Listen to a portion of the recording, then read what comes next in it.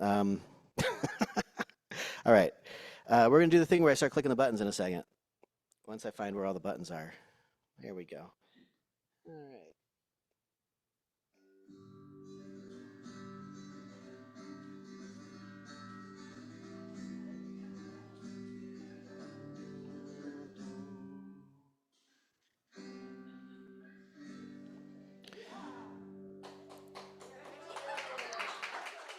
Hello, everybody. My name is Will Bartlett. Welcome to, what day is it? It's April 10th, 2024. Thank you all for showing up. It's pretty good. We're doing a little bit later today.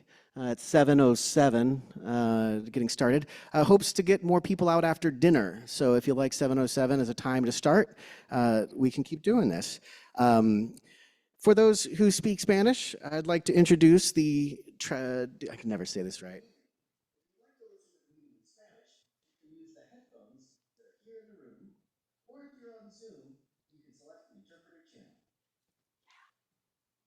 Buenas noches, si deseas escuchar la reunión en español, puedes usar los auriculares que están aquí en la sala o si estás en Zoom, puedes seleccionar de Interpreter Channel. Thank you so much. All right. Okay, I thought that was easier than trying to do all the things all at once. But yeah, the digital translation is pretty neat. It's something that I cooked up for the meetings. It's on Zoom, and I'm glad to hear that it's working on Zoom tonight too. So if you're ever on Zoom and you speak Spanish, you can click the interpreter channel and you'll see the words and hear the audio as well. I cannot vouch for its accuracy at this point because I don't speak Spanish, but we're getting help. Okay, next up is thanks. I'd like to thank the Bolinas Community Center for offering up the space this evening. As you know, the Bolinas Community Center is a registered 501c3 nonprofit. Please donate to the Community Center to help keep the lights on and all the good programming that's going on here. I'd also like to thank KWMR, who's in the house tonight, to give some updates in a little bit. They are our, whatchamacallit, what are they? Strategic partner. And also Not Other Joel, who has provided some of the technology that you see tonight. I'm going to click the next slide, but the person who's supposed to be coming up here, oh wait, she's ready. Tonight's meeting, Bolinas Civic Group presents Bolinas in Bloom. I do that for Stu. I have, if that's the only thing that happens in the show, then we're doing great. Tonight we're going to mix it up. I said we were going to mix it up, and that's what we're doing. We're flipping the whole thing, and that's exciting. And so I'd like to introduce a new person to the stage, and that's Annabelle Scott.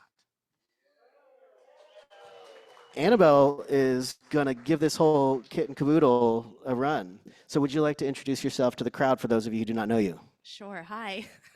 I'm Annabelle Scott. It's a pleasure to be with you. I'm sorry for running out the door. That was my veterinarian calling about my cat who had an abscess removed from his face. Anyway, you don't care or need to know, but he's alive and well and out of surgery. Glad to hear he's well. And I had a feeling they'd call right when the meeting started, so we're right on time and good news all around. My name is Annabelle Scott. I'm originally from Bolinas. I was here a little while. My parents split. I moved to New York City, moved back to Carmel, did some things, moved back to New York City, went to college, moved back to Bolinas to take care of my dad before he passed, and now I live up on the Mesa in the home that he built 27 years ago. But he lived here from the 1970s until he died in 2019. So now I'm tending the land that he tended, and it's a beautiful experience. Professionally, I've worked for just about every nonprofit in Bolinas and West Marin. I did a stint full-time at the Bolinas Community Land Trust. I've worked at Bolinas Museum. I continue to volunteer here with Feed the People at the Bolinas Community Center. What else? Civic group. And just about anything else that's service-oriented I've done. So honored to be supporting Will and the community in this way this evening. That's pretty much all you need to know about me, I think. And That's good. uncomfortable with the microphone, so. That's all right. You're going to have to speak into that for the people on Zoom. Okay. But you'll do fine. Do you want to click the next slide and talk a little bit about the meeting? Just give it a slide. About one more. Teamwork. Oh, the meeting is informational, respectful. We'll have Q&A after the meeting. And all the information for the speakers will be available to you. So the encouragement is that we don't speak out of turn. We like order here at the Bolinas Civic Group, We like structure, Annabelle, structure. which is out of personality for me. So we're going to do the best that we can. Yeah. Doing great. Would you like to go to the agenda? Yes, I would. We help each other here. So is it up there? Yeah. Oh, good. So we'll hear about some projects. We'll hear from Will, or maybe from me, about Civic Soup and how that went. It was a beautiful event down at the Coast Cafe. We'll hear about the post office and the goings-on at the non-existent, anyway. Then we'll work on the 4th of July, and we'll hear from some speakers about the Eucalyptus Project, Dark Sky Marin, and have some announcements from the Bolinas Community Land Trust, KWMR, and talks from a speaker who I'm very grateful came out to join us in Bolinas, Stephanie Crawford, who is a dear friend of mine, but on a larger scale, a hospice nurse, a death doula, and an all-around wonderful person. So she'll be talking to us about end stages of life, and we'll move into a conversation about what our needs are as a community as we age, and the gaps that we might find in current services and offerings, and how we move forward together. And Annabelle, our community talks a new feature of the Bolinas Civic Group meetings. They sure are. Were they kind of my idea? They were a lot of people's idea. But that's, yeah, okay, fine. They're your idea.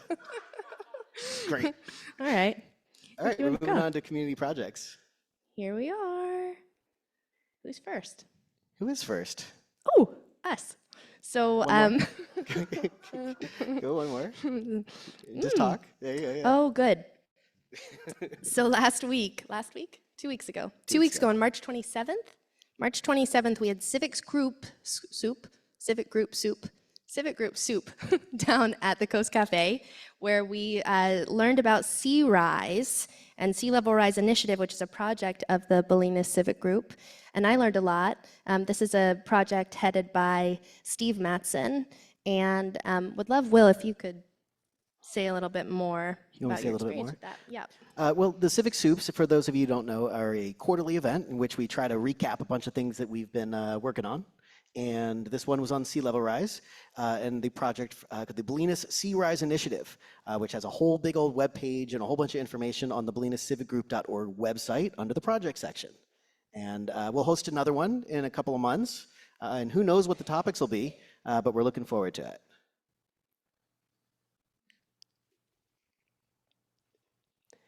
And I Oh, believe good. next Is the post office. with Einor. So we're going to get Einor on the audio, and then we're going to try to make Einor big on the screen for everybody in the room, but we don't know exactly how that's going to work yet. Go ahead, Einor. Hello, good evening, everybody. I'm sorry I can't be there in person over the hill at UCSF this day. But reporting in remotely, just to give a quick refresh, first of all, on April 5th, not a celebration, but a recognition that we crossed the 400-day mark. And thanks again to the sign people, John, Karen, and Wendy, for keeping us up to date and aware and mindful. More than, not that we need the notification, but it really keeps us present as to how long we've been enduring this. At last report, we mentioned that on March 5th, the congressman and supervisor came to Bolinas for a firsthand look at the deplorable circumstances of the current situation of the Bolinas post office, which is substituted in Olima, as you know. They also toured the two viable sites that we've spent quite a bit of time working up, preparing, and proposing to USPS. And they also looked at the history room and got a 160-year tour, beautifully outlined by Elia, as you know. And apparently they paid a lot of attention to it because they've been quoting different aspects of it every time they engage with the post office. So since we've still had no direct response on these two viable options from the post office, the congressman, as he promised, within a month of that visit to our town, actually held a meeting with USPS from representatives from DC at the headquarter level, all the way down into District 1. They had three representatives from San Francisco in this meeting. And he walked through the two viable proposals. First of all, talked about his experience seeing what situation we're in right now, and that it's gone on for over a year, and it's untenable and unimaginable that it hasn't been made better.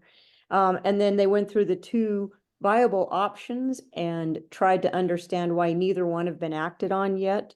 For those of you who already know, one is a return to the Brighton Street location. The other is the Mesa Park plan that's been put forth. So as it turns out, there still seems to be gaps in their knowledge and some lack of information and some misinformation. Some of it he was able to counter well from his firsthand look at the situation and also from the facts that he's been armed with.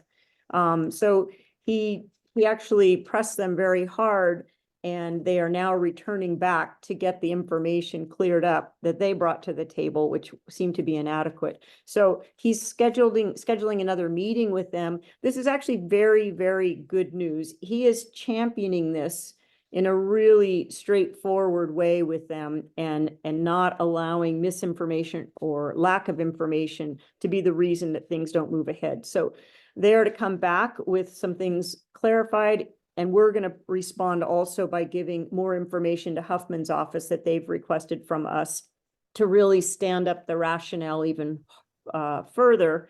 It was really helpful that he had been here in person, because it's really made him acutely aware, but he also can counter their misinformation with the firsthand look that he had. And so that visit has really paid off. It's also fueled the fire of those who attended that day, including Dennis Rodoni, our supervisor. And thank you again, Fernando, for participating in all these meetings. So I find that a very positive sign.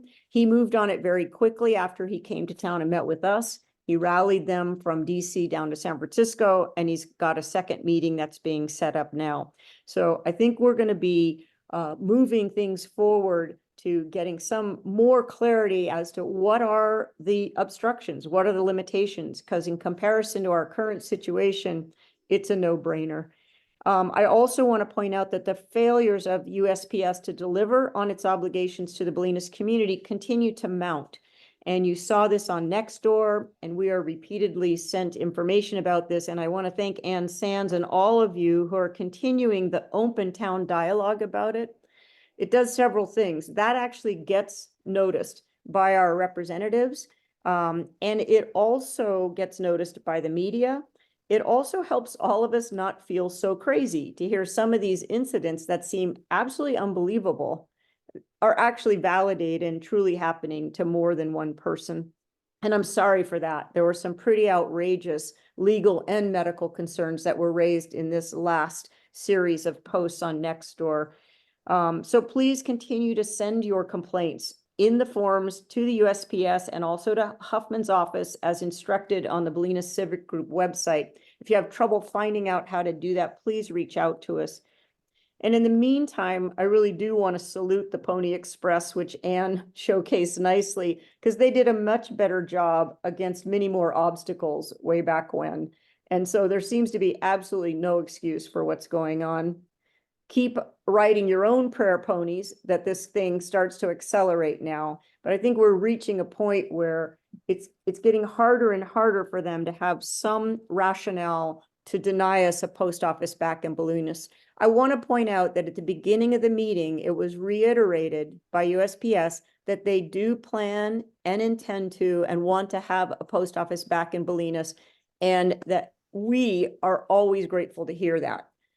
At no point so far have they said that's just off the table and the post office is closed. And that's really important. So that's the news we want to hang on to, and we want to keep moving that ball forward. So I'll hopefully we'll have more information a month from now, because I don't think there are going to be long intervals between his leaning in, Huffman's leaning in and creating honest communication. All right, thank you, Ainor. Thank you.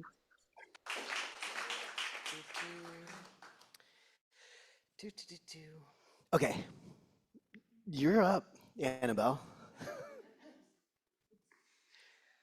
Thank you.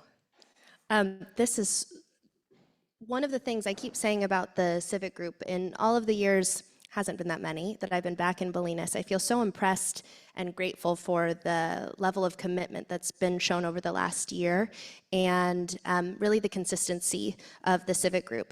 I haven't known something that's bringing together this variety of issues into one place in such a concise and helpful manner. So I just feeling grateful for that this evening. And next up, we have Megan Matson, who'll talk to us about the 4th of July. Howdy, everybody here and on Zoom. Really want to echo what Annabelle was saying about how awesome the civic group regular cadence of really coming together and sharing these pieces of really important civic information. I feel much more tied in as a result, and it's awesome. So thank you, Will, and everyone who's helping you. I am here today with the Bolinas Lions Club with my own slides just to drive Will crazy.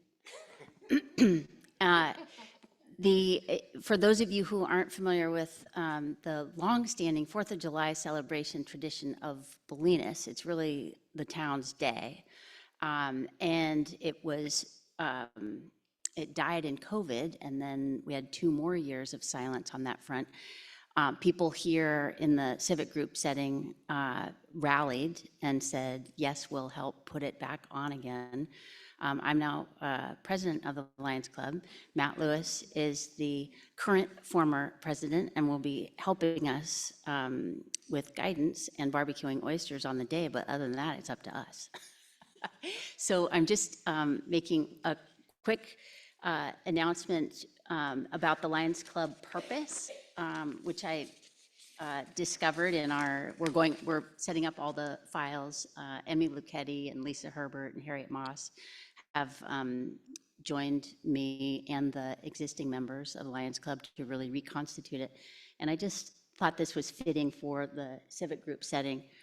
The purpose, as stated with the Lions Club International, is to take an active interest in the civic, cultural, social, and moral welfare of the community. And I know Matt and then Mike Aiken before him had described it as quiet service. So new members joining will help shape the form of that quiet service. I know in the past it's included free vision testing at the school, so we'll be working on that in the fall. And there are Highway 1 cleanup events that we'll be announcing that Evan Waterman leads. So we'll have those on some Saturdays. And then when people have small, distinct work party needs, I know elders have been helped with home railings and the like. So we'll be really pulling together around quiet acts of service and the 4th of July.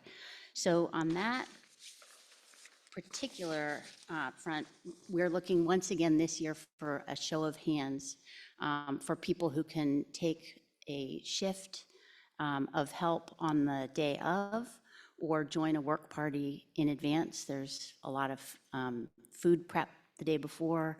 There's some setup around town.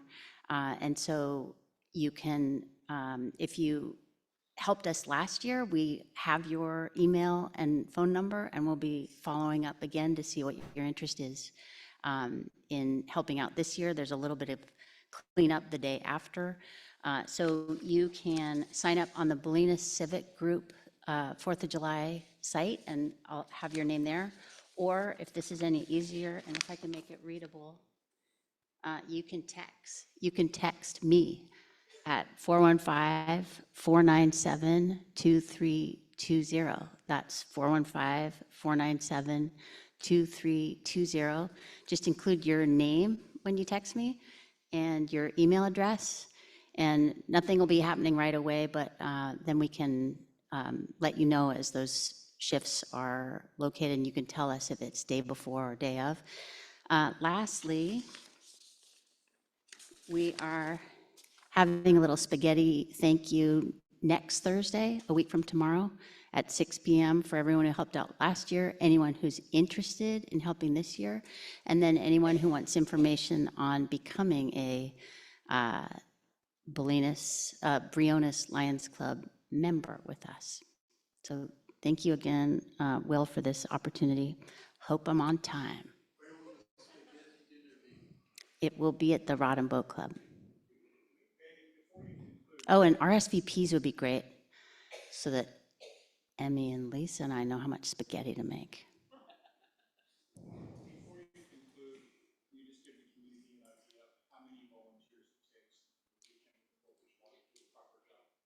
Yeah, that is Peter Luchetti, new Bolinas resident and my business partner over at 7 Wharf Road. I'll be posting this information at 7 Wharf in the windows also. And it, Matt said it takes about 100. Yeah.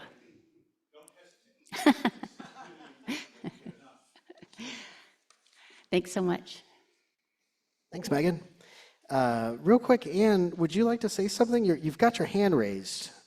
Ann Sands wants to speak up for a second, maybe? Yeah? No? Okay. Go ahead, take it away. Thanks, Megan. What's next? Feels like a big surprise for me. Oh, good. Community speakers. We will hear from John Cozy about the Bolinas Eucalyptus Project. Come on up. Come on up, John. John got a haircut. Did you get a haircut? I got a haircut too, John.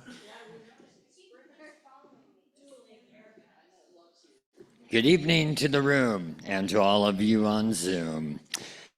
I am John Cozy for the Bolinas Eucalyptus Project.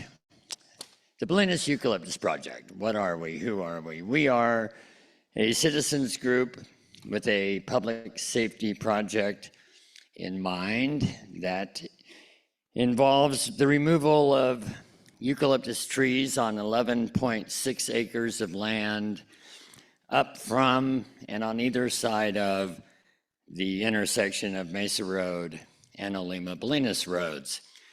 7.6 acres of that is on BPUD land.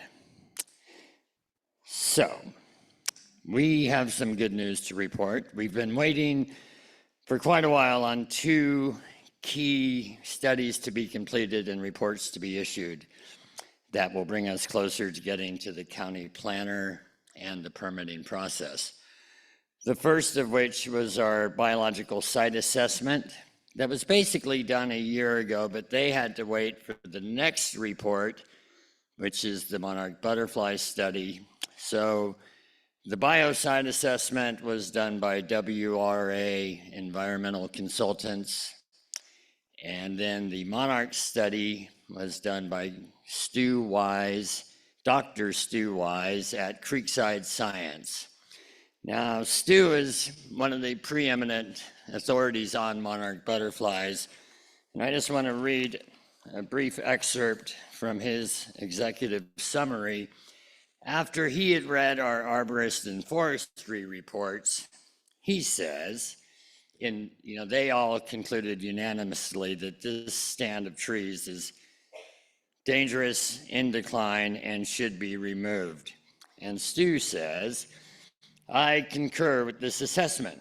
The grove is an immediate, urgent hazard to public safety, and its condition and future trajectory makes it unsustainable as monarch habitat. Bingo, Stu. So that's a big win for us. And having these 2 reports now, we are poised to meet next week with the select committee at the BPUD to strategize on how we will join forces with them and with the Bolinas Fire Protection District and present to the county planner and by extension the Coastal Commission to get this thing down the permitting road. Finances. To date, we have raised $125,000 and we've spent $105,000 on reports and studies. To get through the permitting process with the assistance of H.T. Harvey, which is an ecological consulting firm who are designing our restoration plan, our state of the science ecological restoration for this site. They will be helping us deal with the county and the permitting process. But long story short, we need to come up with $100,000 on fairly quick order to get through this permitting phase. Once we have the permits in hand, the path to securing grants, getting PG&E and the county of Marin to put monies into trees that are under their jurisdictions. The county has 43 large roadside trees, and there's over 100 trees that are PG&E jurisdiction owing to their proximity to the power lines. Anyhow, Dennis Rodoni told us early in the process, get your permits, and then, the money thing will be more addressable. So it's bridging that gap between now and being permitted that we need some big chunks of money. Personally, I feel that we've pretty much exhausted the small donation pool from the community, which we greatly appreciate it. It's gotten us this far. It's paid for all these reports. People have been hugely supportive, and we do appreciate that. But now we need to up the game a bit. So if anyone has any connections or ideas, I'll be around after the meeting. And if you have questions or curiosities about the project, we have a wonderful webpage that Will has helped us with quite a bit. Just go to your Google machine, type in bolinaseucalyptusproject.org, and you can be learned on this whole thing. So thank you very much. And that's it for tonight. Thanks, John. You can also get that link at the bolinascivicgroup.org website.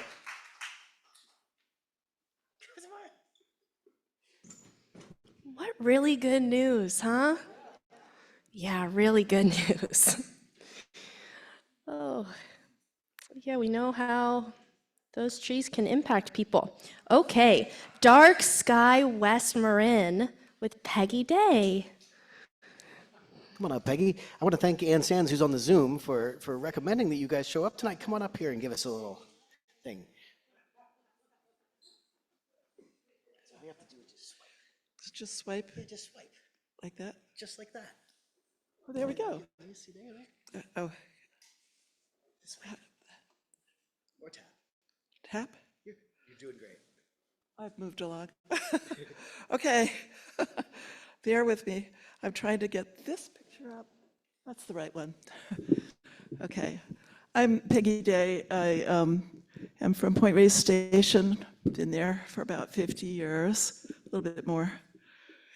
And I raised 3 daughters and have 7 grandchildren there, so I hope to stay.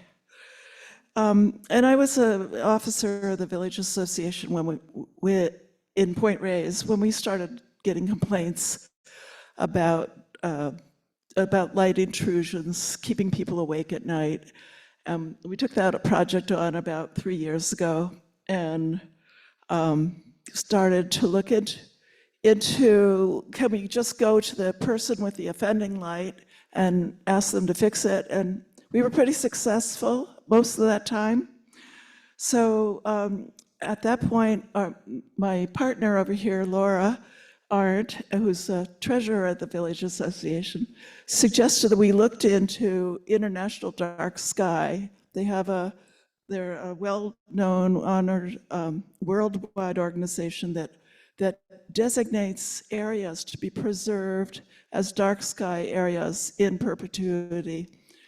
And we've been working on applying to become a dark sky entity for about 3 years. During that process, we collaborated with a park for a little while, the national park, and then at one point, their process became sluggish because it's a federal agency. And so we've decided to work with all the other villages in West Marin. And let me put that one up. I got the right one up. All the villages, and see if the other villages want to join with us and become part of this International Dark Sky community. We will call it a community, even though it's 15 villages, it'll be one community under one sky. And the reason that, one of the many reasons we want to protect our dark skies is that we're losing it. And this Westburn is losing its dark sky at about 7% a year, which means it's getting brighter with lights coming in from San Francisco and Highway 101. And just from the streetlights we have around here, it's increasing 7% a year. So we are in danger of losing our view of the Milky Way and the stars above. And one of the things is that it's not just humans that are affected, it's the wildlife. And we're bordering on wildlife, and yet one person leaving a porch light on every night can kill off a whole species of moth that are attracted to that light. So every little thing you do, like pulling your curtains so that your light doesn't go out into your yard, can benefit the wildlife out there. There are 5 principles that we're looking for lighting. If you're looking at your own lighting, is it useful? Is it targeted? Is it pointed where it needs to be? Is it low level, not up in the LED blue light level, but down in the more amber levels? Is it controlled, meaning only on when it's needed, like motion detectors or timers? And is it warm colored, meaning yellow or amber kind of lights? We are divided our work into 2 pathways. We're looking at public lighting, the public buildings and the street lights, and we're also looking at what we talked about earlier, the private lighting, the neighbor who decided that putting Christmas tree lights up 12 months a year is a good idea up in Tamales. And so we're addressing those things with different programs. We worked with the fire station up at Point Reyes Station. They were about to remodel the front. And so actually it was Laura who went over and talked to them. And the lights at the very top, in the top picture, are the old spotlight LED lights.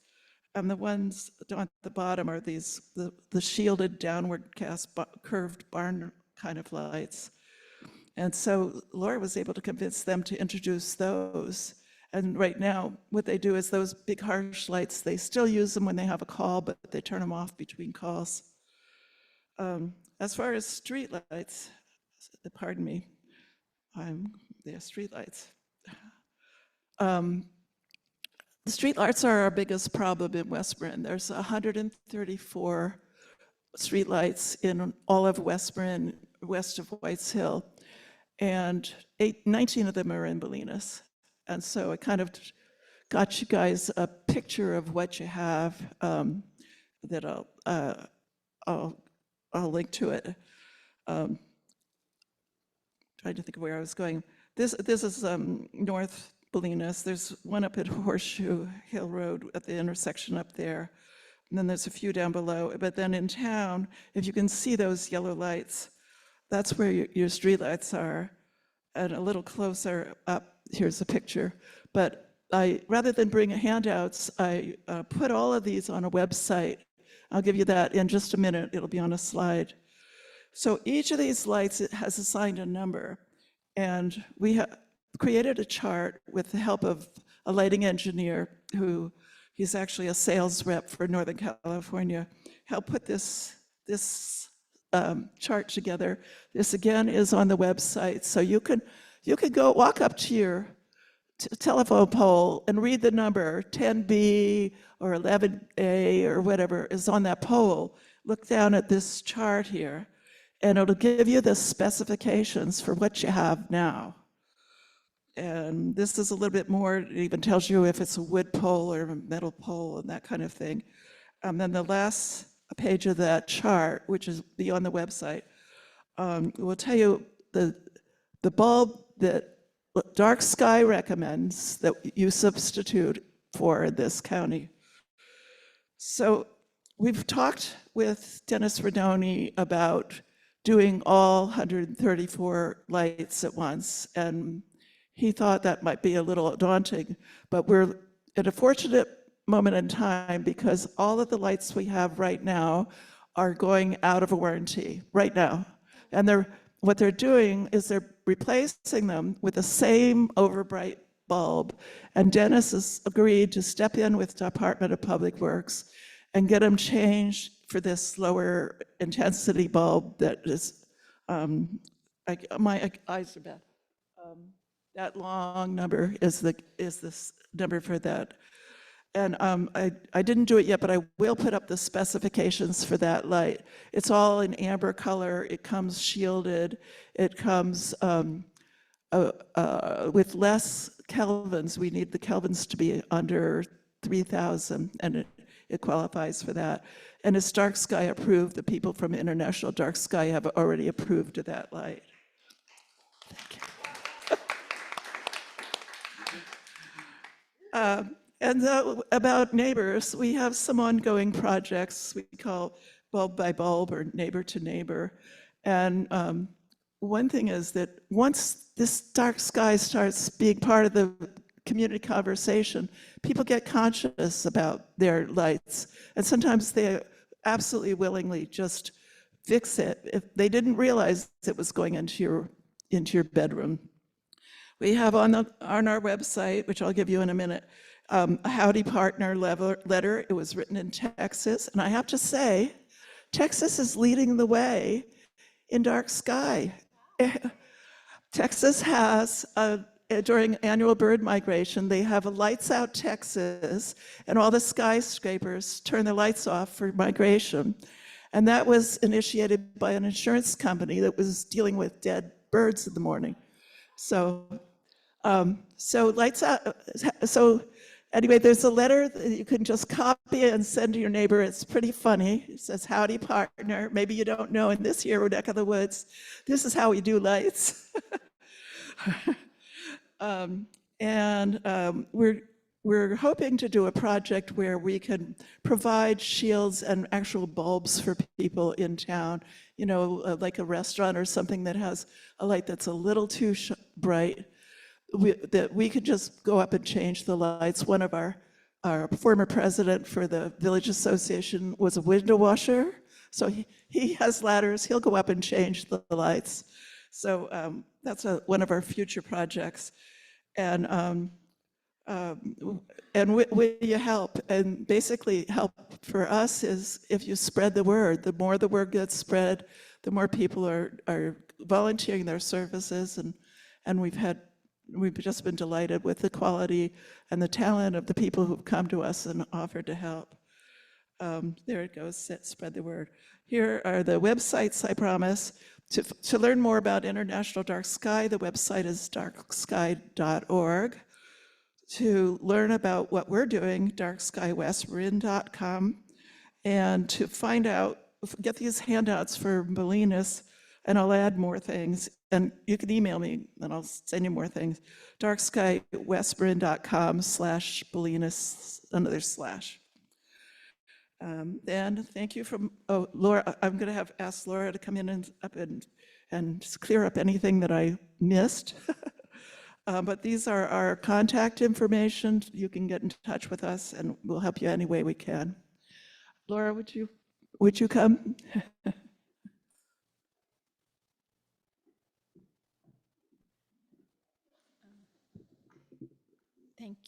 Thank you, everybody. I really appreciate being here and helping to spread the word. And I think you did a great job, Peggy, especially all that detail work with the street lights and the numbers. One thing maybe I'd like to share with you is just how useful it's been to hear back from people. And we've heard people complaining and being aware of vacation rental lights and bed and breakfast lights. And so we were talking about doing a campaign to send out a message to them.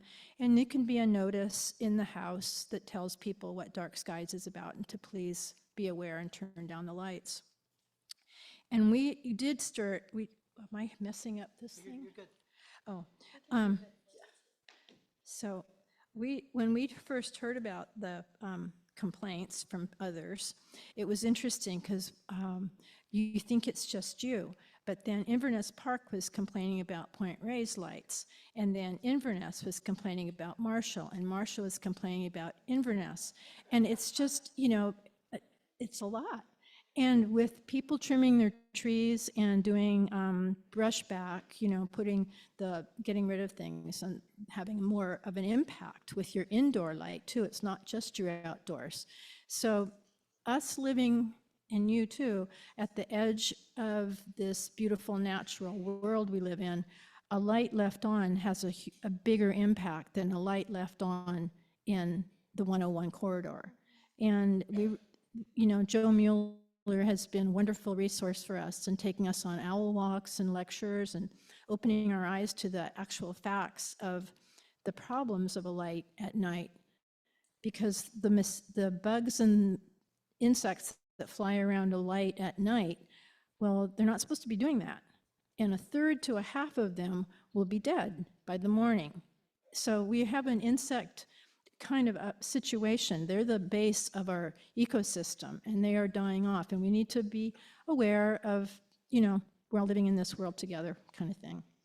And I also, one more thing to kind of say about the night sky is that it's magical and it's a natural resource. It really is. We need to think of it as a valuable natural resource. And one more thing.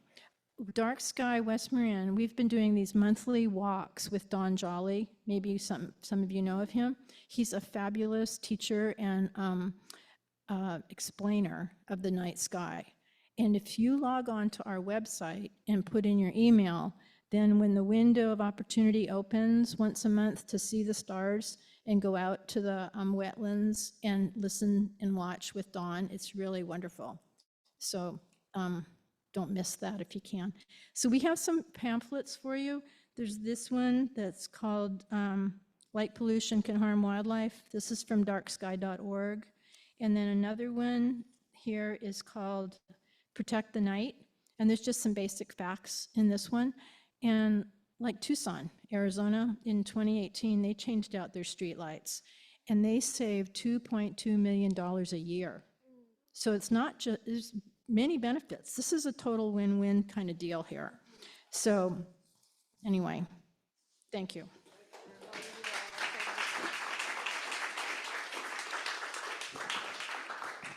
Golly. Did you know? I didn't, actually. And I heard about Dark Sky West Marin unrelated, and I got so mad at my neighbors. I didn't say anything yet. Now I'll have an anonymous letter. Howdy, partner. Not anymore. Okay. Here we are. Okay, community announcements. I didn't think it'd be more complicated With me here? both of us. Well, I thought it was going to be easier. ADHD, baby. Okay. Here we are. So we'll be hearing about the Bolinas Community Land Trust from Shaitan. Come on up.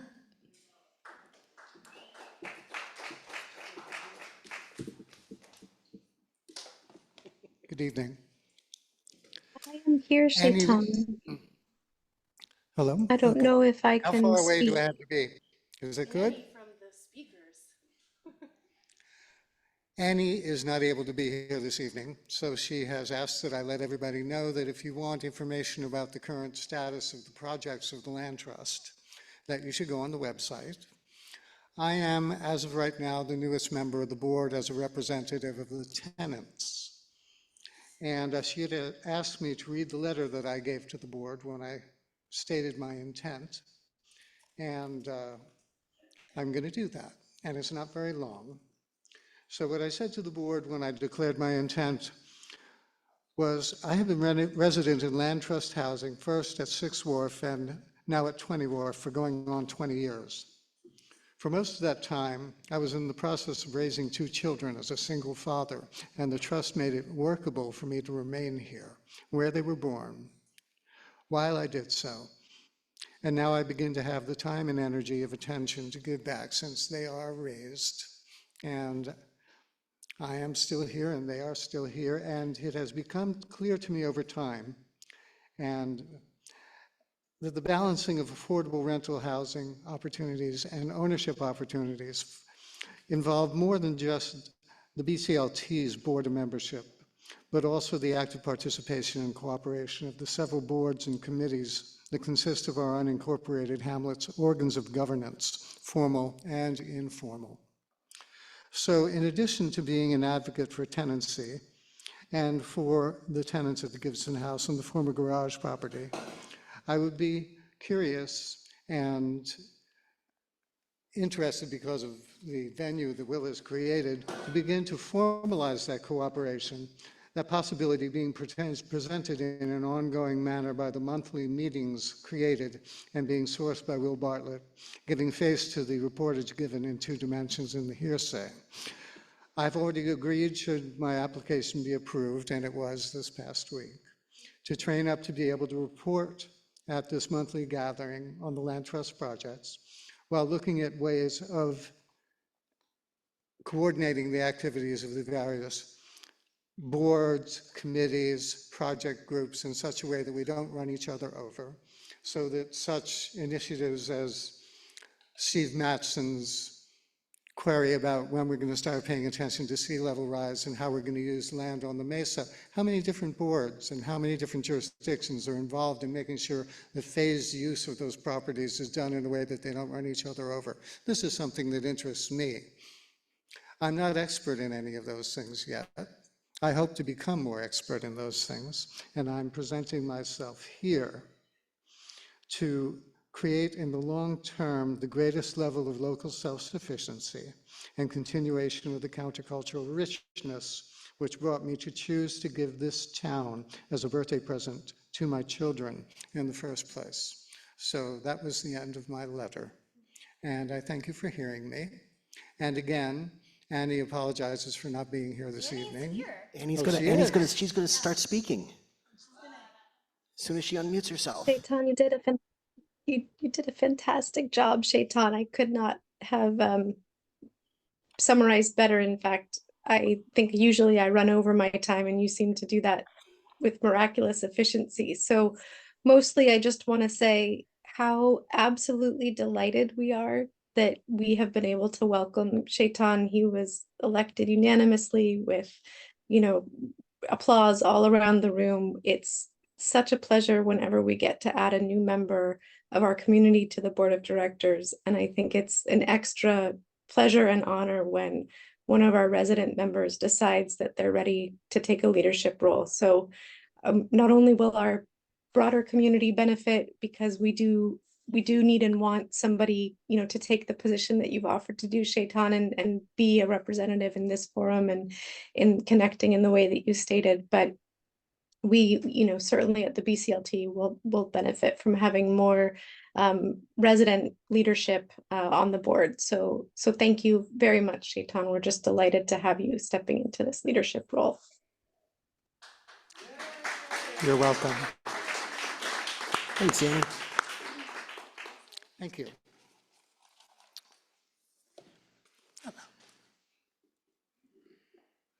More good news. We can't help if we don't know. So it's really good that you're all here. The more we learn, the more we can help. So, oops, I'm sorry. We'll hear from Mia from KWMR. Welcome, Mia.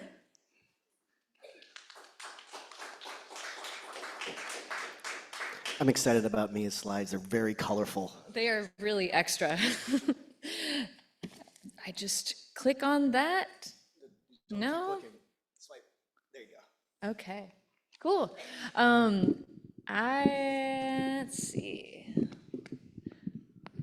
There we go. Radio people. I know. Are we radio people? We are. We are radio people. I have used a mic before. Thank you. I'm Mia Johnson-Martinez, and I am the Digital Communication Director at KWMR Radio. And can you raise your hand if you're a radio listener?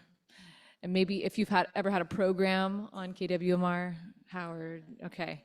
Will, Um, so I am here because we are having a big thing coming up. We are turning 25 years old on May 2nd. The radio station back in 1999 first pulled the switch. It was actually a physical switch. We have that switch. And so on May 2nd, it's 25 years later, we're going to be celebrating that milestone. And we actually have that switch. It'll be part of the celebration.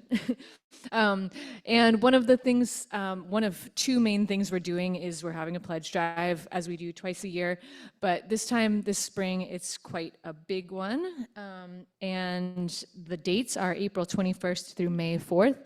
And to commemorate 25 years, we're have a goal of raising $75,000 in 14 days.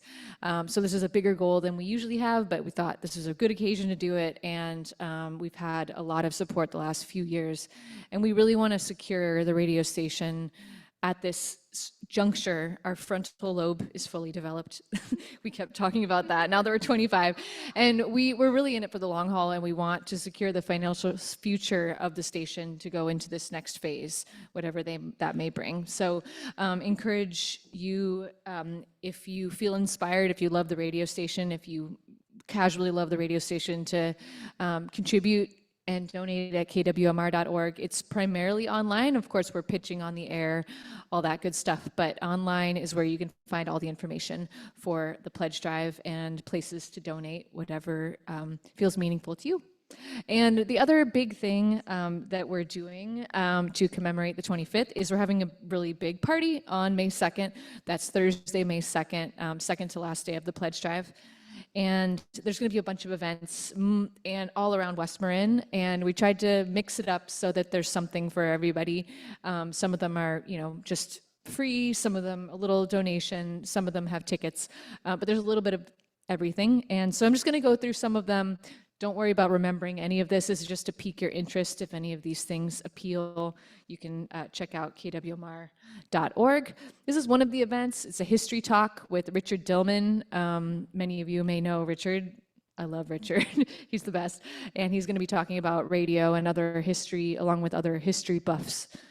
Also going to have a mingle time with the KWMR bar, some food, drinks for sale.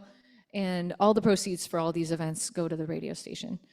We're also having Zumba with Gina Tanner, Christy Costello there at the Dance Palace. So this is all going to be based around that hub. And San Geronimo Valley musician Kevin Mead's going to be playing with his band. And we're also going to have something unusual, the Bioluminescence Kayak Tour. If you're not so into dancing and listening to music and you're more into kayaking, this is something, and thank you so much to Blue Waters Kayaking, because they are basically contributing this as a service to KWR, which is really awesome. So you can find information about that there too.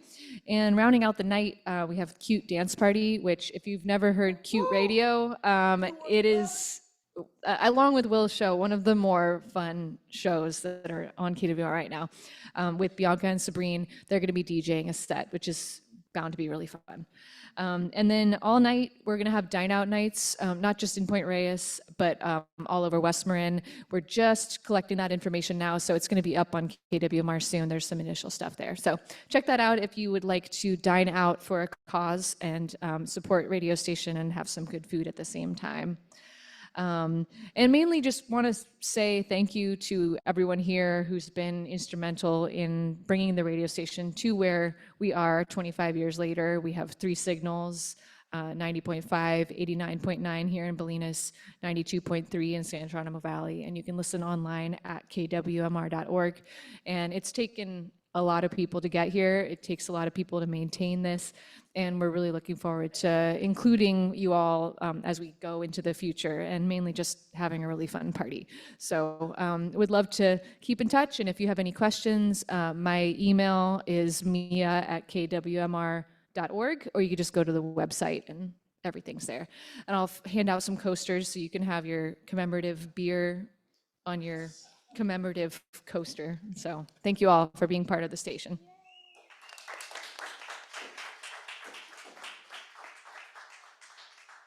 Happy birthday, happy birthday. Don't click it yet. I won't click it yet. Thank you. That concludes our community announcements, but don't leave. If you would like in the future to make a community announcement, you may do so here. This is a QR code. And what you do with QR codes is you hold your camera up and you wait a second, and then a little link in like yellow pops up and you tap it and it takes you to the place. It doesn't work for me all the time, so you can also go to bolinascivicgroup.org and find the form there. That's right. Okay, so now, with much anticipation and excitement and love and joy and all of that, we'll come into community talks. So this is the first installment. Will's going to tell us a little more about it. I'm really excited to hear from all of you. Please stick around. Come on up, Will. Okay. God, it felt weird to be like introduced. Community talks. So Annabelle's not wrong, and a lot of people are not wrong. It's come, the part about talking. And why we would want to talk at a meeting. As you know, we run this a tight ship over here and try to stay on time and make sure that every speaker can be heard and all that. But there is a need to have a talk. So why talk, right? Why should we talk? I want to just talk a little bit. I'm going to talk for a second, then everyone else is going to get to talk. But actually, we're going to have a speaker first. But it's called the Bolinas Civic Group, right? It's not the Bolinas Community Group. It's not the Bolinas whatever group. It's the Civic Group for a reason. And one of the things that keeps coming up in a lot of conversations, we were just having one before the meeting, was about who listens to the Civic Group. Who's hearing what's being said, the information that we gather, the things that we do, where does it go? And it actually goes places. It goes outside of the community. I've spent a lot of time working with a lot of nonprofits in West Marin, learning about them, learning about the organizations that structure them, and learning about what they do. And so it sort of comes to the conclusion that if we can provide information, which we have been doing in a sort of clandestine way throughout the past year, if we can actually do it up front in the room, we can talk and we can ask a question and we can get responses to that question. And so in this idea of wanting to spur conversation in the group in a structured way, what, air quotes around structure? Structured way? It's pretty structured. Annabelle's gonna help. She's less structured than I am. I wanted to ask a question first. And the question that I have for tonight is one we're going to come back to in a little bit, but we're going to hear a talk. So it occurred to me because there's a number of things going on. I just got an email today about the grand jury report from the County of Marin, who is talking about the idea of taking Health and Human Services and actually creating the Center of Aging as its own department, which brought up these ideas about what do we do as we age and what do we as a community need, what do we want, and what do we desire? So here's a question that I'm proposing to the community. And I can just read it right here. As we get older in Bolinas, what do we do?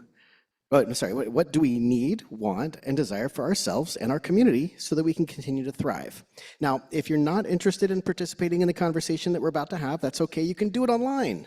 There's another QR code, and there's a form there. There's a web page there. It's bolinascivicgroup.org/projects/aging. And so this is an opportunity, again, to have the conversation. I'm gonna take some notes tonight as we all talk, and it's important that these things do go places. In particular, a conversation with the county about what resources are available and what could happen, what can we do, but we have to talk about it first. Right? We actually have to talk about it, and we have to write it down, we have to figure it out, and then we need to present that information. And so tonight is the first installment of a community talk where we ask a question. And we're going to preface and lead into this with Stephanie, who Annabelle spoke very highly of earlier in the beginning of the meeting, who's just going to talk about her role in the aging process, towards the end of it, I suppose. And so I'd like to introduce, what? It's true, yes. Stephanie is going to come up and talk a little bit about her work, and then after that, we'll ask the question again, and then we'll have a structured conversation. Sound good? Yeah, sounds great. Looking at Peter. Peter's smiling. Okay, good. As long as Peter's smiling. Stephanie Crawford, come on up here.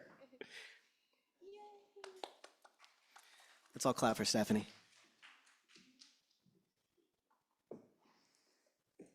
Hi. Okay. Thanks, Annabelle, for inviting me here, and thanks for the introduction. Wonderful. Thank you. Okay. So, yeah, thank you, Annabelle, for inviting me here to talk about end of life. I'll try to do that in 10 minutes. It's a big topic. My name's Stephanie. I'm a hospice nurse and a death doula. I've been a nurse for the last 8 years, and with the last 4 years specifically in hospice care. Within the last 4 years, I developed my death doula practice called Awakened Endings. It's so weird with the echo. In my practice, I serve people with terminal illness or at the end of their lives with practical support, emotional, spiritual support, not only for the person who is ill or dying, but also for their loved ones and their care system. And I would say over the last 2 years, my work has really evolved into doing things like this, doing community presentations, facilitating conversations, workshops, giving people the space to have conversations about end of life.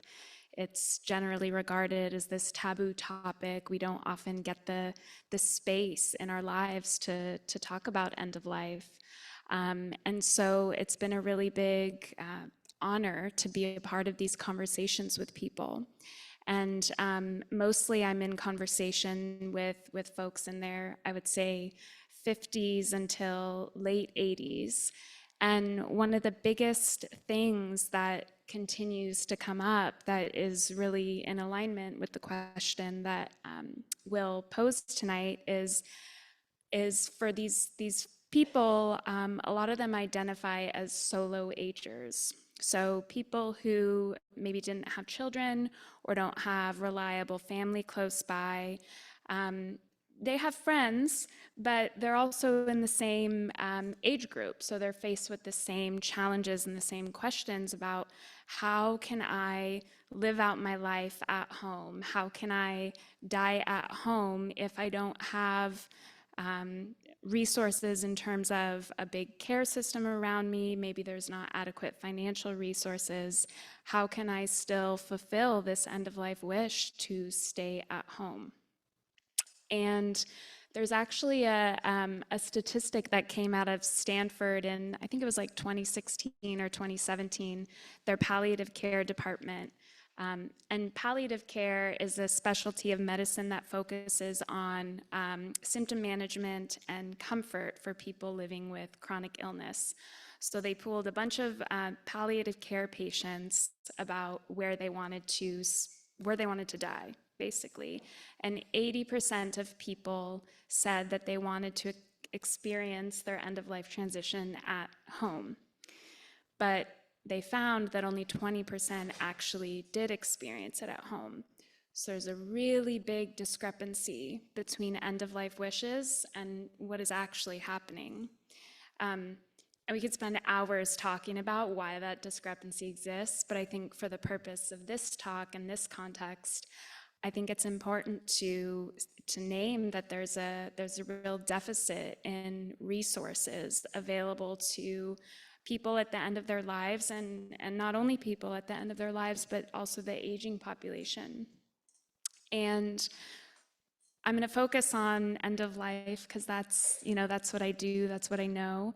And really the main system, the main resource that we have for death care in our country, in this state, in this community is hospice.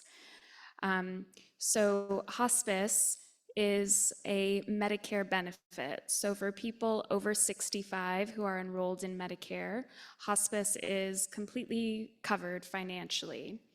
And hospice teams consist of a nurse. So you would have a nurse coming in to visit once a week or more, depending on the situation. There's a social worker who can help with final arrangements, choosing a mortuary, helping to make sure that medical care planning documents are filled out. They can connect folks with local community resources. There's also a hospice aide who can help with personal care and hygiene.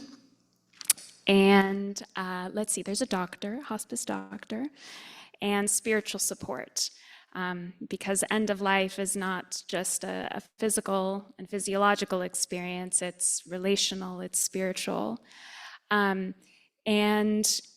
this is a really comprehensive team, but the reality, and I can say this from experience working as a hospice nurse, the reality is that hospice teams have really high caseloads.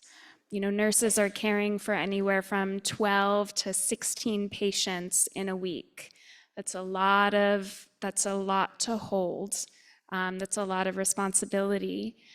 Social workers have even higher caseloads, spiritual support, chaplains have even higher caseloads. So the amount of time that hospice teams are able to spend with people at the end of their life and their family members is really quite limited, maybe a few hours per week. And when we think about people who maybe are living on their own or have limited resources in terms of who's available to care for them, hospice really can't be the full-on go-to for support. One of the resources that we do have to kind of help fill in the gaps that hospice isn't able to tend to is death doulas. Have people heard of death doulas? Yeah, no, yeah. Yes and no, okay. So death doulas are kind of, it's an emerging role, but it's also this super ancient role. I mean, people for so many years, hundreds and hundreds of years, have been tending to their loved ones at the bedside. It's only until recently that this role has become professionalized, and there's certifications and there's different trainings. But essentially, what a death doula is a non-medical. That's kind of the crucial piece of it. Is a non-medical person who provides practical, emotional, and spiritual support to the dying person and their family before, during, and after death. So similar to a birth doula who's supporting the birthing person throughout that entire process, death doulas do that for the other end of life. And death doulas are really great because they can help fill in those gaps where hospice isn't able to be present. And I just want to say too that I've seen a lot of people, a lot of spouses, a lot of friends, a lot of adult children of dying people step into this role as a death doula. So even though there are these trainings and these certifications, I believe that we all have this innate capacity to care for our dying loved ones. We all have the innate capacity to support someone through this journey. And so when we think about resources at the end of life, we don't need to rely solely on hospice teams or hiring a death doula. It really is a role that we can all step into with the right resources, with the right education, with enough empowerment, because caring for a dying person really is all hands on deck. It truly takes a village. And do I have enough? Can I keep going? Yeah. Okay. It truly does take a village, and in order for people to be able to live out their end of life wish of dying at home, there's so many people in these conversations that I have who just are really, they don't want to go to a nursing facility, they don't want to go to a care home, they don't want to end up in a hospital.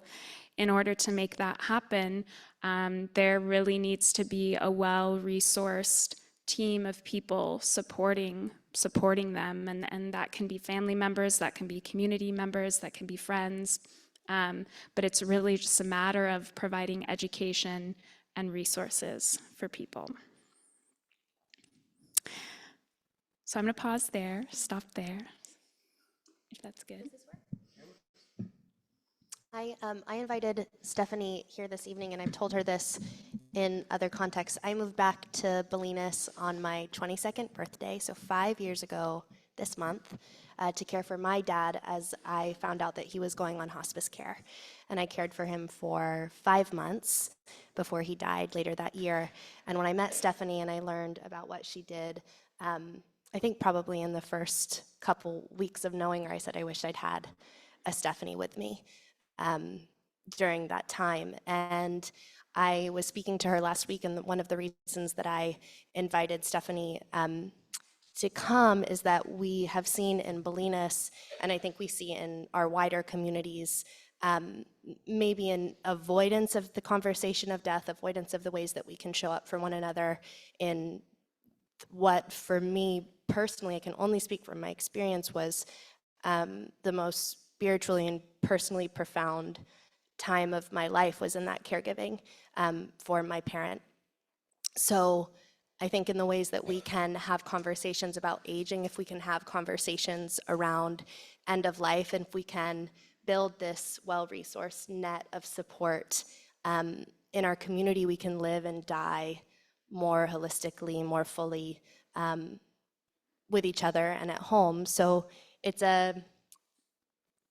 anyway, I guess that was a little tangential, but really so grateful that you came to be with us and to be having this conversation with all of you. And thanks for sticking around. Okay. But you'll stay close. So real quick, we're gonna ask the question again. So those of you who don't know the question, I'll read it one more. But these guys will read it. I'll read it one more time.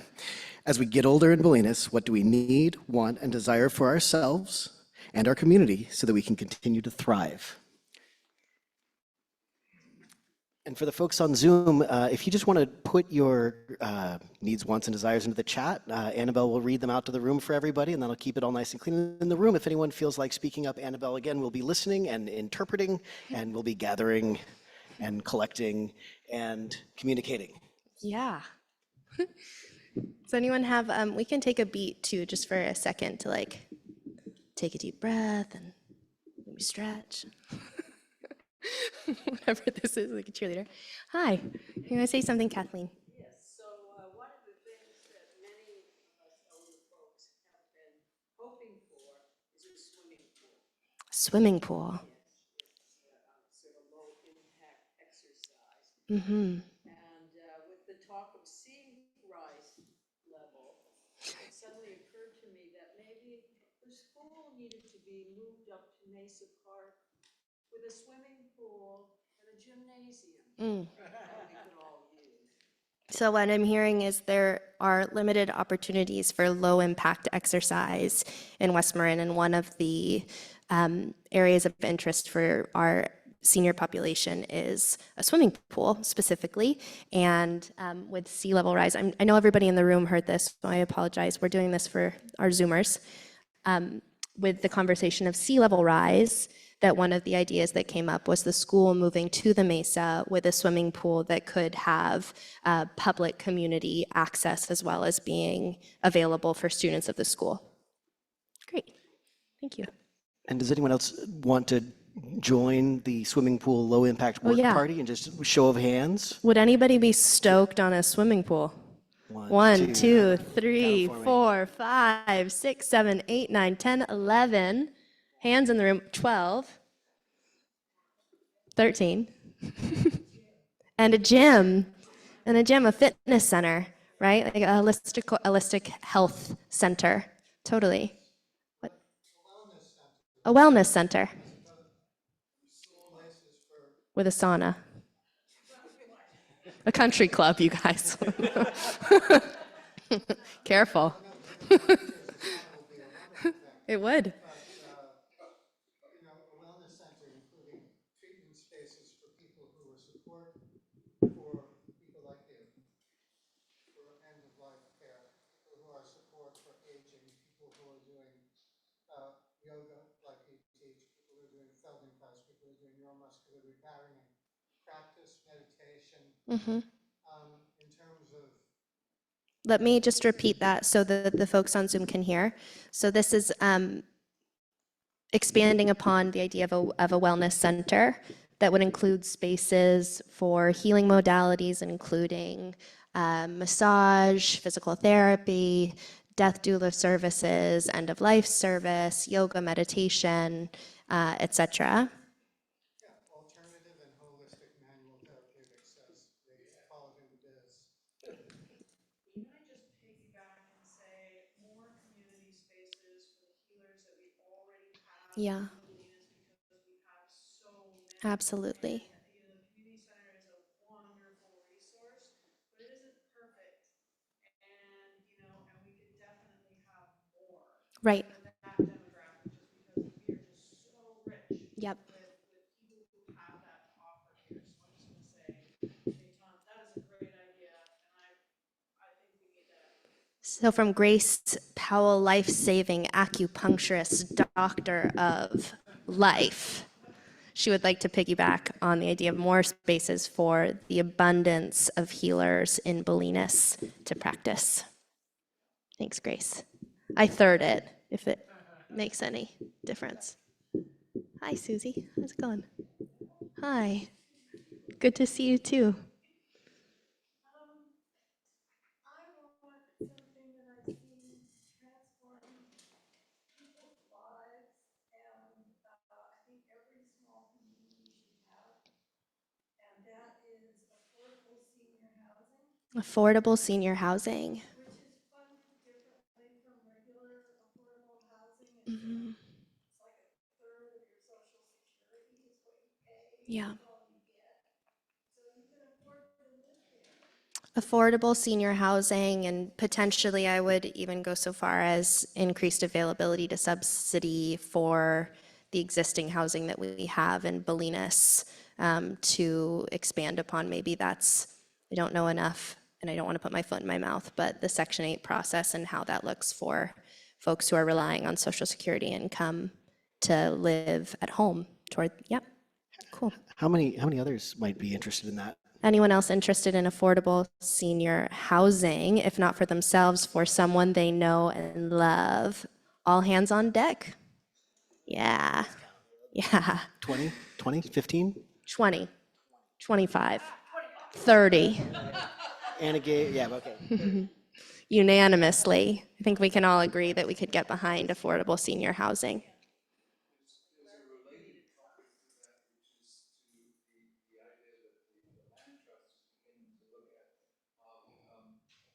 Trying to get together younger people who need places to live with older people who have Right. houses, who may need various levels of help. So Howard is speaking about pairing younger folks with seniors who may need assistance in their home.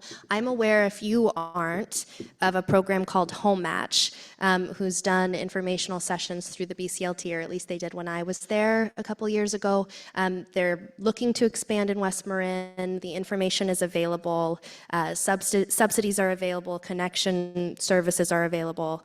Look into Home Match and continue to support our local housing organization, the BCLT. Grace.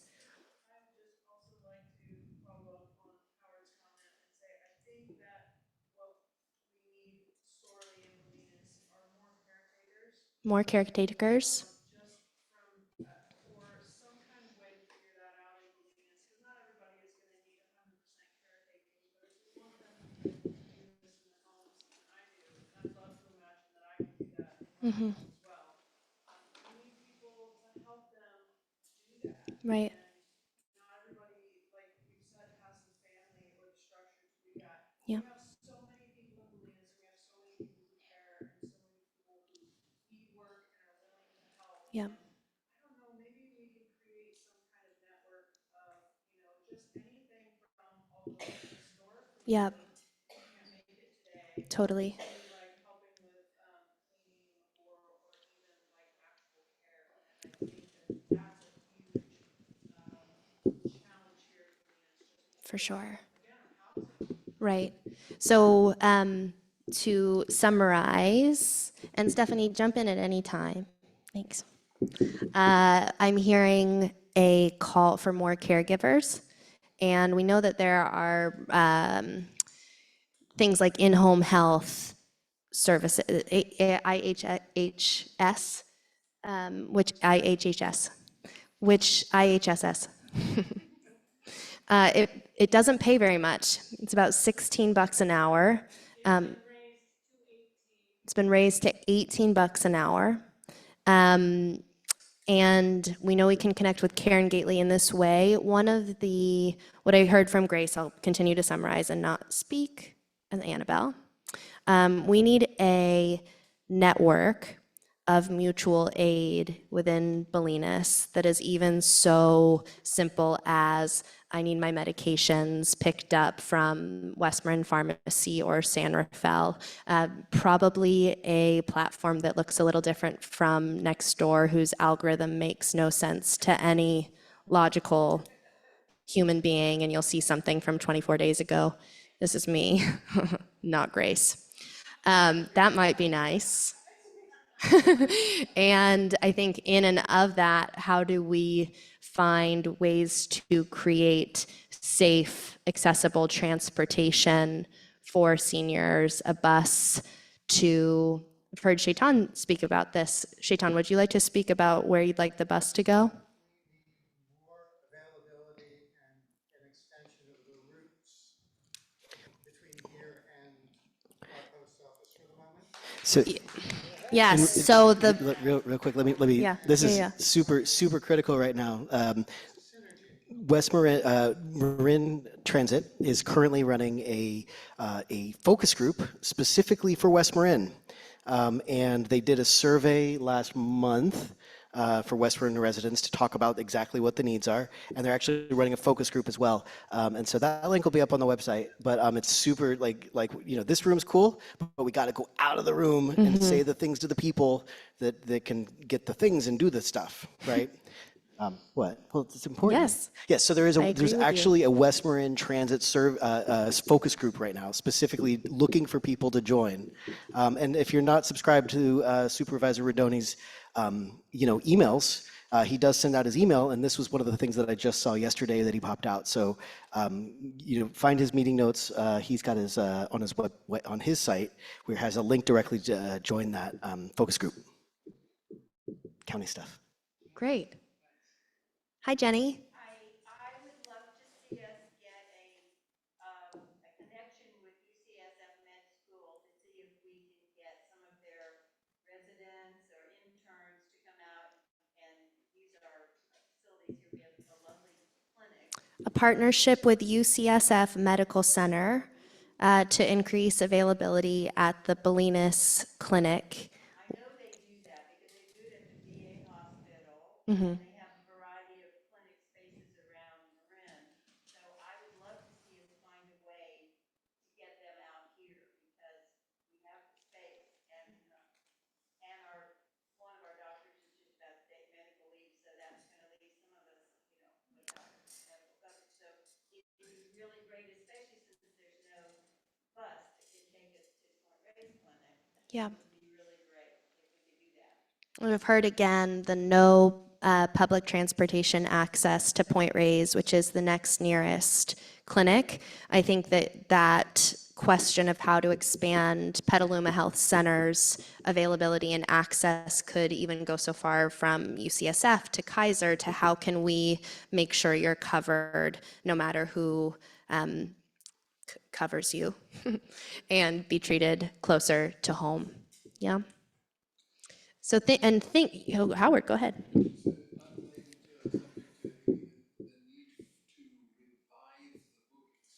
Revive the book exchange.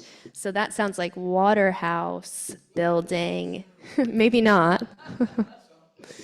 Somewhere. I miss it. I miss it desperately. Yeah.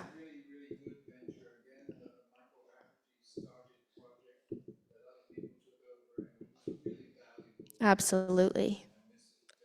I miss it as well. Yeah, the book exchange. Hi, Wendy.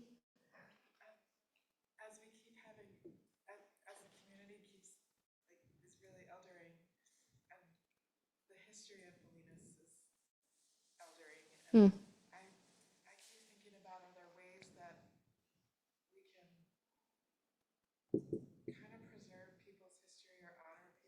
Mm. Yeah.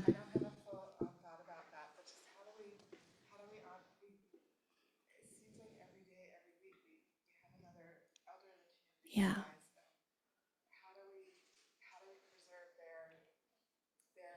Legacy there, yeah. So Wendy is speaking to how we might preserve the legacy of our Bolinas people who die. I think we have, The other piece of that I'm thinking about is the town's changing so much because of how many people are leaving us. mhm, And how does that impact the actual community itself and the things that happen here? And how do we preserve how do we right. preserve the community itself? Well, Wendy was saying, how do we preserve the community itself as people are getting old? And we do it exactly how we're doing it right now. And I think the reason that I got on this thing was when I was doing a lot of looks at the demographics of Bolinas. Bolinas, 52% of the community is over the age of 65, which is a significant portion. And so this idea that, and actually the numbers towards the higher end of that age are actually pretty large too.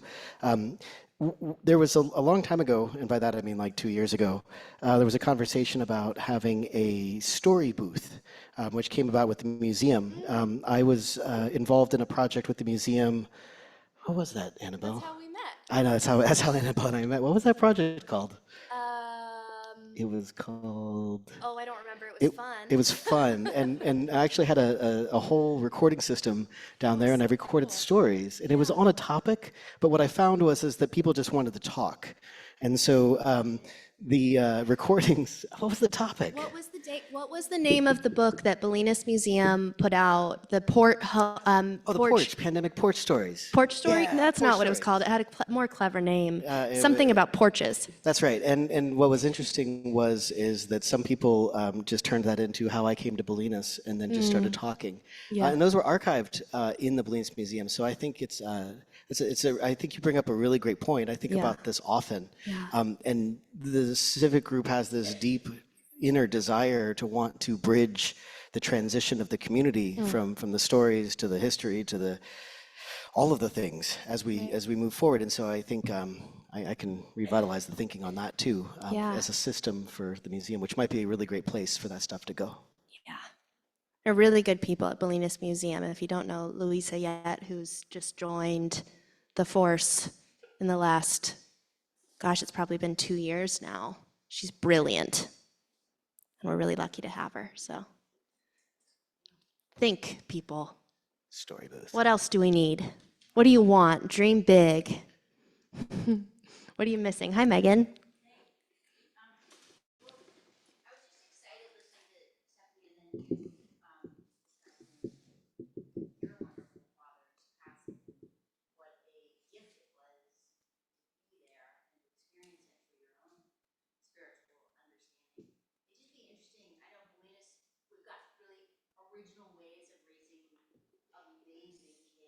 Hmm.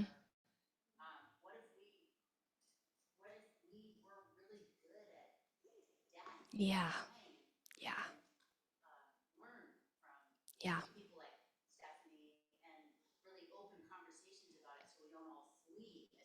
Yeah.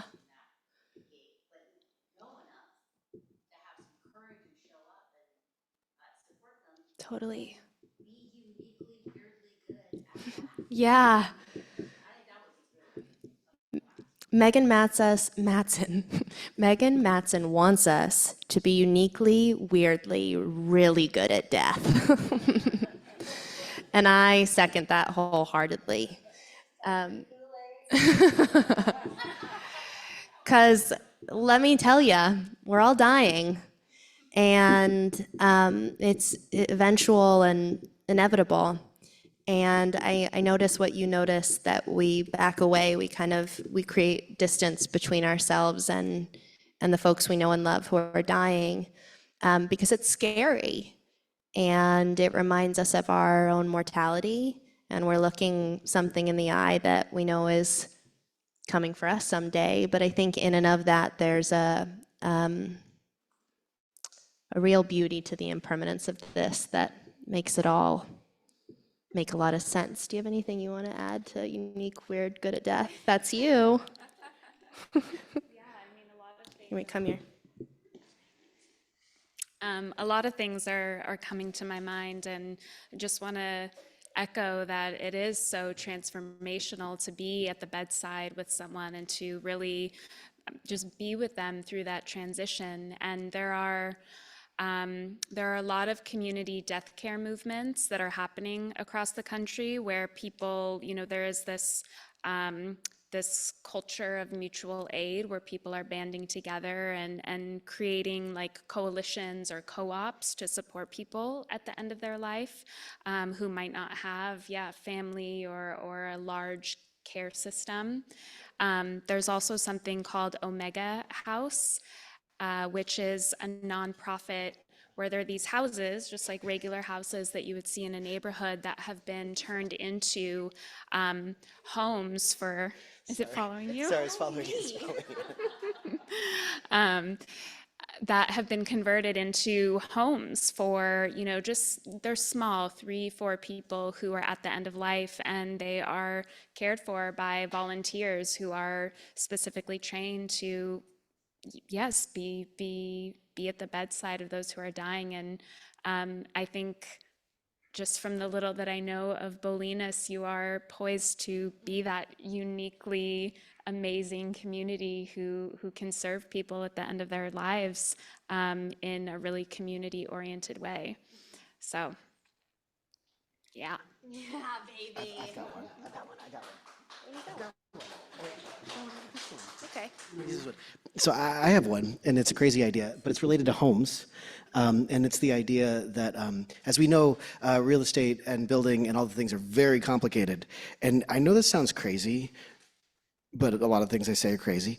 But I've thought about the idea that, like, I'm just going to say it, like a tiny home village with a centralized, communal kitchen area with enough spots for caregivers as well as elders to spend some time in. It may not be their home, but I think it's important to have space, which is something we desperately don't have. And I, just to echo what everyone else has said, that this core thing, I know that myself and others who were, Persis was a tragedy to me. It hurt me deeply when she had to leave town. And she told me 3 months before she left, she said, if I have to leave town, I'm going to die. And that's what she did. And it really sucked. And so personally, I'll take the stage for a second just to say that, like, I think that the idea of being able to remain in the community is extremely important. And I think that also it's what helps us, I think to what everyone is also, it helps us understand how we can help each other. And just to speak to my relations with the county who've also shared the same things. What's happening? Is there something happening behind me? Oh, it's zooming in and out. On Stephanie. That's great. Death. But sorry for the video. It's all computers. They just do what they want. But this. Together alone, alone together. Together Alone, Alone Together was the name of the book. But I do know that this sentiment is something that's shared with our county representatives from Health and Human Services as well. It's really important to them. They believe in this. And we have to help also show that we believe in remaining in the community as well as a critical piece to that. And so that's my piece. That's what I'm going to say. Anyone else agree? 1, 2, hands. Just do it for counts. Okay. 8, And 10, I'm gonna 12? 20. Anna Gade is on the Zoom, and she would like to speak. I think. Anna, do you have your hand raised because you would like to contribute to this conversation? You can unmute yourself. We'd love to hear from you. And if not, anyone else in the room? Hi, Wendy.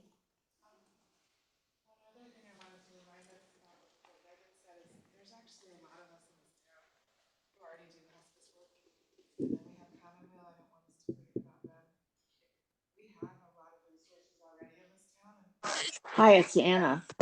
Oh, Anna, just one moment. We'll come right back to you. Sure. It would be, it could be helpful if we all came together in some way, because I think that the community may not know how many of us really, like, I'm a hospice volunteer, I know there's other people in this community who are, I think there's a lot more of us than people realize. So I think we should have a sidebar conversation, and maybe we'll. Yeah, I think it's a great opportunity to collect that. aging@bolinascivicgroup.org is an email address. Did you just make it? I made it today. Okay. Aging@bolinascivicgroup.org. And I think this is a really great point, Yeah. that we should collect the resources that Totally. we already have. Yep. Yeah, and help identify them. And I would love for someone to want to spearhead that isn't Will Bartlett. Annabelle would love to help. That's so great.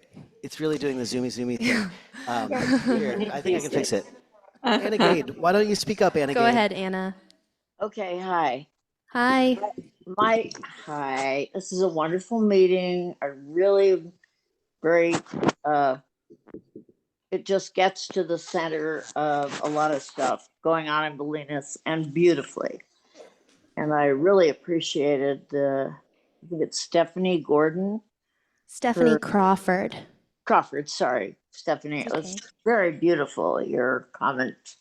And I'm one of the elders in Bolinas and a friend of Will, and specifically. But I want to speak to one point. Back when you were asking what the seniors need in our community, to be healthy and everything, a pool was mentioned. And several years ago, I was the spokesperson, but of a great committee of people who did a ton of research and had a pool ready to go almost, but we didn't have the funds. But I am on the new pool committee, which is a group of younger people who are doing the same, in a new iteration, are doing the same thing. So we are addressing the issue of a pool in Bolinas, which isn't just for seniors, but for the entire community. And I just want to say that it's very onerous for me personally at 83 years old to drive to Middle Valley, to get in the pool, which I love. It's my favorite thing, to do water aerobics once or twice a week. It is absolutely fantastic exercise. But if it were here, it would be glorious. And you need to know, those of you who don't, that we have a place for a pool at the Mesa Park Center, which I went to bat for over 10 years ago. That place is still available. And we just have to do one thing at a time in our community. I don't think we can attach a gym at the moment. If we could just get a pool for the community, for every single person, from the youngest to the oldest, even if the person can't walk, he or she can walk in a pool. It's brilliant. I don't want to take any more time, but anyway, here, and Here. and I Yeah. want to get somebody else, not me, because I'm old, but someone of our younger members who are fantastic community people to come and speak on this topic next month. Okay. I think we ought to all have an announcement say. about the community pool project. Because I know there's even an Instagram. It's got like donut floaty toys and virgin margaritas poolside. Looks like a good time. If you make it real deep, I'll teach diving lessons to the kids. In another lifetime, I Thank you. coached a diving team. What else do we want, you guys? Nothing. Well, we'll start to wrap up, and I just want to quickly say and express even a lot more gratitude. This is like, maybe I'm not gonna do the emceeing part of the meetings anymore, but I would love to do this part. because I like talking to all of you in this way. And I think the more that we can have these conversations, the better it gets. We're here every month.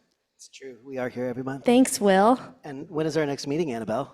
You're not off the hook yet.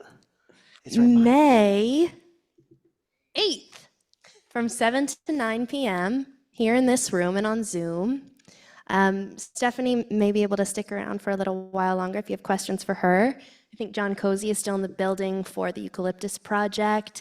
Will's in town for the civic group. We've got Megan Matson, who really wants to hear from you about the 4th of July. I am going to work with Will and Stephanie and Grace and all of the other people who want to pool our resources for aging and dying and living and growing and being and decaying in Bolinas. And and we'll keep talking to each other. Did I say too much? No, you're doing good.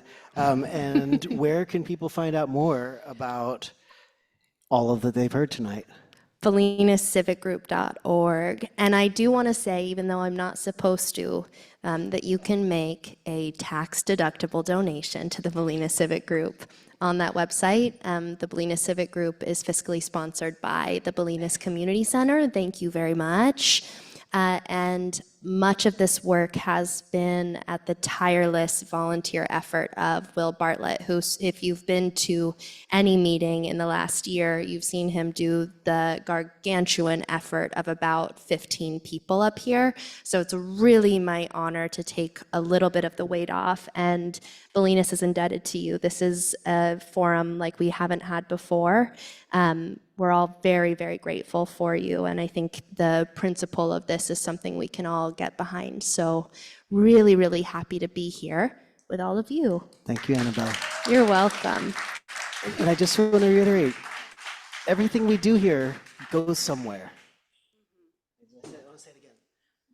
Everything we do here goes somewhere. Okay. Thank you all so much for tonight. Thank you, Annabelle, for helping. Thank you, Stephanie, for showing up. Thanks to all of our speakers and everybody who's shown up tonight. For those of us on Zoom, thank you so much for the evening. It's been really great. And this is where I put up the slide of the beautiful sunrise. All right, we'll see you next month.